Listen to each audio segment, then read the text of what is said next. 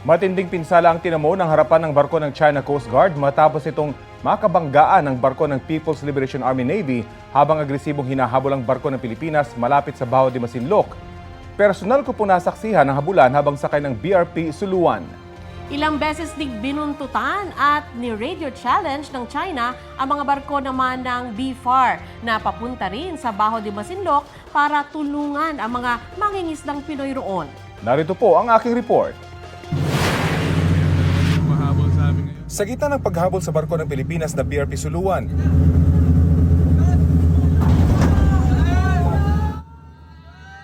nagkabanggaan ang mga barko ng China Coast Guard at People's Liberation Army Navy ng China.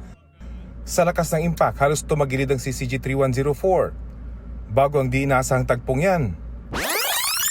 Kalahating oras hinabol ng CCG-3104 at PLA Navy 164 ang BRP Suluan habang patungo ito sa Baho de Masinloc na pasok sa exclusive economic zone ng Pilipinas. Tila iipitin pa yata kami nitong dalawang barko. Ilang beses dumikit ang dalawang barko ng China na pilit iniiwasan ng kapitan ng BRP Suluan. Regular na pag-ikot ito ng Philippine Coast Guard sa ating EEZ.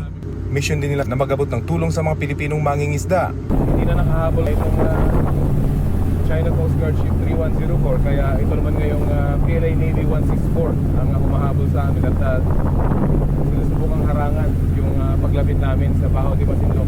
Kita naman kung gaano katindi ang armas nitong PLA Navy 164. Meron itong guarding gun at meron itong kanyon sa harap. Nang hindi maharangan ng BRP Suluan, nagbukas na ng water cannon ng Coast Guard ship ng China habang pilit kaming hinahabol. 10 kilometro bago kami makarating sa Baho de Masinloc, mas naging agresibo ang dalawang barko ng China. Ilang beses din silang muntik magbanggaan. Hanggang sa bigla na lang sumulpot ang dambuhalang barko ng Chinese Navy at humarang sa dinaraanan ng China Coast Guard. Sa anggulong ito mula sa aking 360 camera, makikita ang BRP Suluan ang matutumbok sana ng Chinese naval ship. Mabilis lang nakalagpas ang barko ng Philippine Coast Guard, kaya mga barko ng China ang nagbanggaan. There was a miscalculation on the part of the PLA Navy when it did a very sharp turn. Siya yung bumangga, no, sa China Coast Guard vessel. Wasak ang nguso ng CCG-3104. Hindi pa tiyak kung may nasaktan mula sa mga nagbanggaang barko. Ang PCG niradyohan naman ng China Coast Guard para tumulong. This is BRP Suluan 4406. This is the Philippine Coast Guard vessel. Should you need any assistance, we have medical personnel on board. Hindi sumagot ang barko ng China Coast Guard. Habang ang PLA Navy 164 lalo naging agresibo sa paghabol. Ilang beses nitong pilit inabot ang likurang bahagi ng BRP Suluan at nagmamaniobrang tila mambabangga. Palayo na kami sa bahagi ng Baho de Masinloc at papunta na sa direksyon ng Zambales. Pero talagang mabilis pa rin yung takbo nitong PLA Navy at pilit kaming hinahabol. Bumagal din kalaunan ng takbo ng Chinese Navy. Dito na nakita ng kapitan ng BRP Suluan na tinamaan din pala ang barko ng Pilipinas.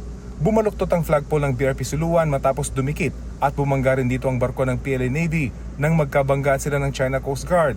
Kalaunan, tumigil na rin sa paghabol ang PLA Navy habang palayo na kami sa Baho de Masinloc.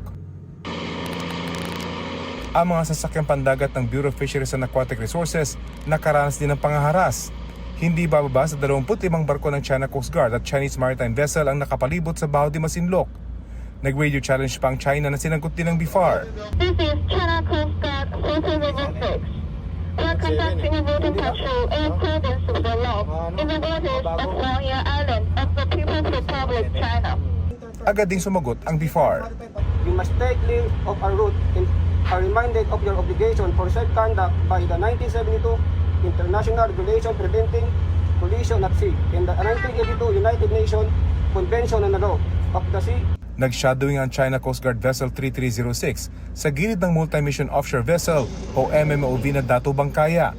Sa di kalayuan, binugahan na rin ng tubig ng CCG ang isa pang partner MMOV ng BFAR na Dato Sumkat. Maya-maya, nagtangka na rin silang i-water cannon ng Dato Bangkaya. Hinarangan at sinundan din ng China Coast Guard ang BFAR vessel lalo nung lumapit sa Baho de Masinloc. Sa kabila ng naranasang pangaharas, idiniretso ng BFAR at Philippine Coast Guard ang Kadiwa Mission. Tinagpo nila ang mga mangingisda sa palibot ng Baho de Masinloc para mamahagi ng bigas, tubig inumin, grocery packs, gamot at diesel. Napakalaking tulong po nito sa amin dahil po sa magkakaroon po kami ng kaunting bawas na gasto sa aming bangka. Hindi po kami makakilos na malayo maigi at gawa ng nandyan nga po sila parang harang. Kaya hindi po kami makakilos masyado. Rafi Tima nagbabalita para sa GMA Integrated News. Pilipinas ang sinisisi ng China kung bakit daw nagkakatensyon sa West Philippine Sea. Kasunod ng panibagong insidente roon kahapon, sinabi ng China Coast Guard o CCG na mga barko ng Pilipinas daw ang nanghimasok. Ayon pa sa tagapagsalita ng CCG, ipagpapatuloy nila ang pagpoprotekta sa kanilang karapatan at maritime interests sa tinatawag nilang Huangyan Dao. Sinigundahan naman yan ng Chinese Foreign Ministry. Lehitimo at naaayon-an nila sa batas ang kanilang ginawa para ipagtanggol ang kanilang territorial sovereignty. Ang mismong ugat daw ng tensyon ay ang anilay sinasadya at mapang-udyok ng mga aktibidad ng Pilipinas. Hinimok nila ang Pilipinas na tigilan na ito at huwag nang labanan ng pagprotekta ng China sa anilay kanilang karapatan at interes. Hindi naman nabanggit ng mga opisyal ng China ang bangga ng dalawa nilang barko na nakunan ng video. Batay sa United Nations Convention on the Law of the Seas o UNCLOS, pasok sa Exclusive Economic Zone ng Pilipinas ang lugar kung saan nangyari ang paghabol at pag-water cannon ng mga barko ng China sa mga barko ng Pilipinas.